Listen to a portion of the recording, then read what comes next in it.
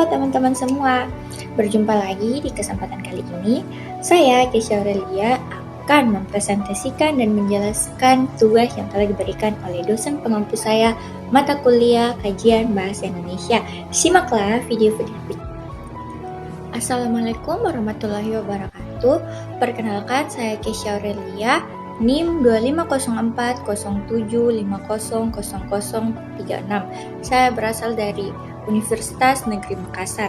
Nah, pada kesempatan kali ini saya akan mempresentasikan tugas yang diberikan oleh Ibu dosen, yaitu dengan mata kuliah kajian bahasa Indonesia. Simak ya video.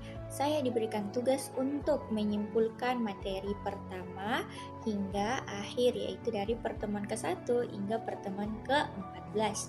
Nah, di sini pertemuannya terdiri atas beberapa. Yang pertama yaitu ada fonologi, yang kedua ada klasifikasi bunyi, dan yang ketiga adalah suprasegmental, dan yang keempat adalah fonem dan alofon, yang kelima adalah morfologis, yang keenam adalah pembentukan kata dalam bahasa Indonesia, yang ketujuh adalah morfemis, yang kedelapan adalah frasa, kesembilan klausa, kesepuluh kalimat dan bahasa, dan kesebelas analisis kesalahan bahasa. Nah, simaklah. Nah, di sini saya akan menjelaskan materi yang pertama, yaitu materi fonologi. Nah, di sini saya mendapatkan pokok materinya, yaitu mengenai fonologi merupakan atau pembelajaran bunyi bahasa, meliputi cara bunyi yang dihasilkan, jenis-jenis bunyi, serta fungsinya dalam membedakan makna. Nah, kesimpulan yang dapat saya ambil dari pembelajaran fonologi ini yaitu fonologi menjadi dasar yang penting dalam bahasa karena berkaitan langsung dengan pengucapan dan pemahaman makna. Dengan memahami fonologi, komunikasi dapat berlangsung jelas dan terhindar dari kesalahan-kesalahan pengucapan. Nah, di sini juga ada contoh yang dapat saya ambil, yaitu contohnya yaitu paku dan baku yang berbeda. Maknanya yang berbeda yaitu karena perbedaan bunyi, yang dimana P dan B yaitu memiliki perbedaan bunyi yang berbeda. Nah, materi yang kedua di sini saya mengambil klasifikasi bunyi, yang dimana materi kedua ini mempunyai pokok materi yaitu bunyi bahasa diklasifikasikan berdasarkan alat ucap, tempat artikulasi, dan cara pengucapan seperti vokal dan konsonan. Nah, dari pembelajaran yang kedua ini saya simpulkan yaitu klasifikasi bunyi membantu memahami perbedaan-perbedaan dan cara pelafalan bunyi serta tepat sehingga kemampuan berbicara menjadi lebih baik dan enak didengar. Nah, seperti contohnya yaitu contoh vokalnya yaitu A, I, U, E, O, dan contoh konsonannya yaitu B, C, D, K, T. Nah, mungkin itu penjelasan materi kedua dari saya. Kita lanjut ke selanjutnya. Nah, yang ketiga yaitu saya mengambil suprasegmental, yang dimana materi ini yang memiliki pokok materi yaitu memiliki tekanan, intonasi, nada, dan durasi dalam ujaran yang memengaruhi makna.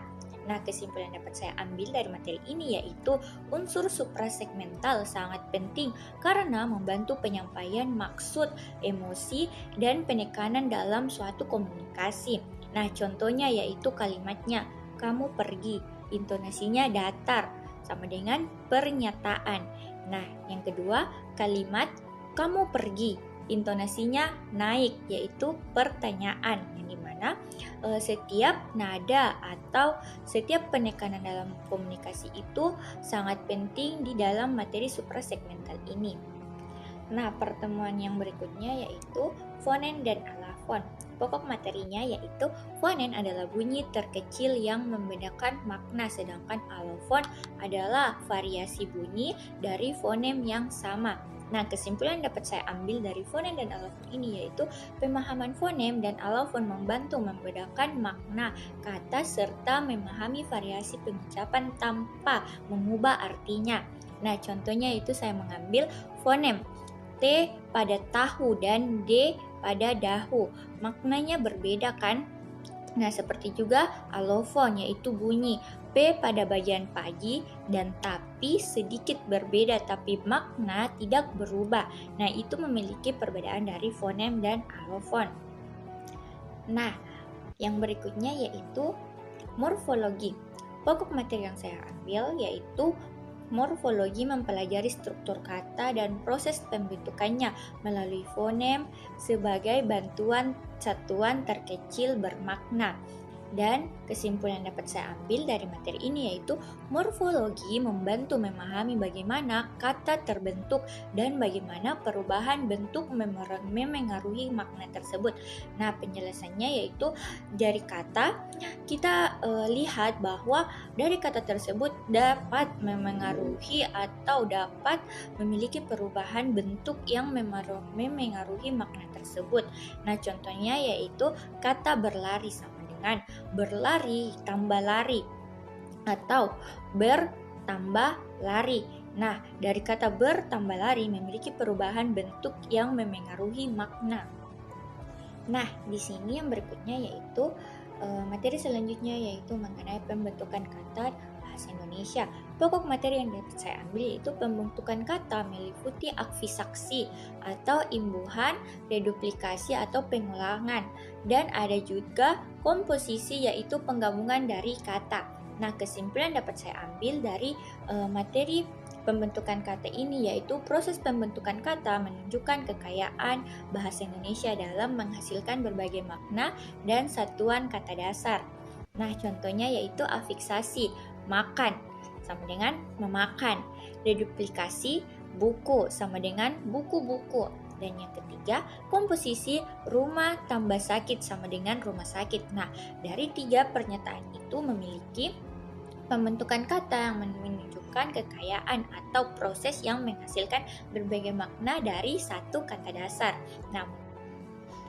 Nah, materi selanjutnya yaitu morfemis. Pada pertemuan ini membahas morfemis yang dimana morfemis membahas analisis kata berdasarkan formen, baik formen bebas maupun terikat. Nah, kesimpulan dapat saya ambil dari morfemis ini yaitu morfemis berkaitan dengan analisis kata berdasarkan morfen dibagi menjadi morfen bebas, dapat berdiri sendiri seperti makan, dan morfen terikat yang tidak dapat berdiri sendiri, harus ada bantuan seperti ber. Dengan analisis morfemis kita dapat mengetahui struktur kata dan memahami maknanya secara lebih rinci. Nah, selanjutnya yaitu pada pertemuan ini membahas frase. Frase adalah hubungan kata yang tidak memiliki predikat dan berfungsi sebagai bagian dari kalimat. Nah, kesimpulan dari pokok materi yang tadi yaitu frase membantu memperjelas informasi dalam kalimat. Meskipun tidak dapat berdiri sendiri sebagai kalimat utuh, frase adalah gabungan dua kata atau yang tidak memiliki predikat. Frase hanya berfungsi sebagai kalimat bagian dari kalimat. Nah, contohnya yaitu rumah besar dan sangat pintar. Itu klausa. Nah, pokok materi pada klausa yaitu klausa adalah satuan bahasa yang memiliki subjek dan predikat. Nah, di klausa ini yaitu mempunyai dua yaitu subjek dan predikat, sedangkan frase tadi tidak. Nah, klausa memiliki subjek dan predikat tetapi belum tentu menjadi kalimat yang lengkap. Nah, kesimpulan dari materinya yaitu klausa menjadi dasar dalam pembentukan kalimat, terutama dalam kalimat majemuk. Klausa dapat berdiri sendiri atau menjadi bagian dari kalimat majemuk. Klausa dibagi menjadi klausa bebas dan klausa terikat.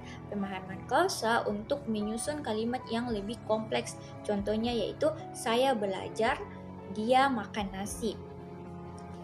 Nah, materi selanjutnya pada pertemuan kali ini yaitu kalimat dan bahasa Indonesia.